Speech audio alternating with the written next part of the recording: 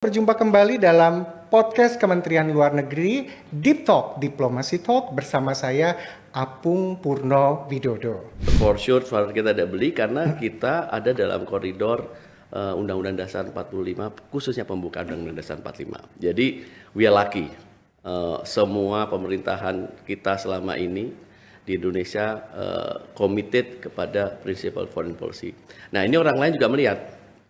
Negara lain juga melihat, dan kita memang terkenal prinsipal, dan ibaratnya percuma juga anak Indonesia gitu ya, dia nggak akan kemana-mana tuh, dia sangat prinsipal. Nah, prinsipal ya Pak, bukan stubborn ya Pak? Bukan stubborn, bukan ngeyel juga. Bukan ngeyel.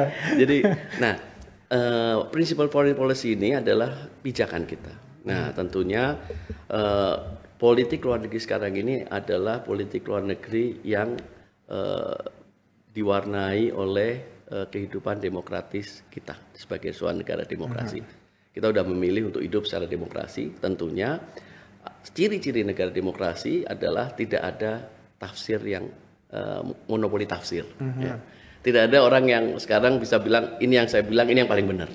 Nah, oleh karena itu penyusunan politik luar negeri kita, bagaimana kemudian diterjemahkan dalam posisi kita di diplomasi negosiasi multilateral, itu adalah selalu mempersiapkan dan melibatkan stakeholder. Melibatkan stakeholder bukan hanya ke lembaga pemerintah, tapi juga think tank dan dunia akademis. Ini penting sekali. Kenapa saya sampaikan? Karena ini adalah exercise yang kita lakukan sudah sejak lama. Tapi nggak akan pernah kelihatan nih Pak Sapung. Nah, karena kan nggak pernah, bukan seksi ini kan, bukan isu yang seksi yang terus kemudian Kemlu mengadakan ini nggak ada yang cover gitu. Tapi that's what happened.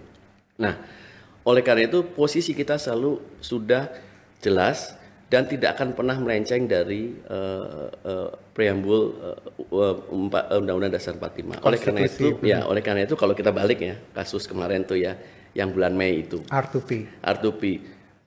Sedih juga saya terus terang dituduh bahwa kita ini tuduh bahwa Indonesia mendukung genocide.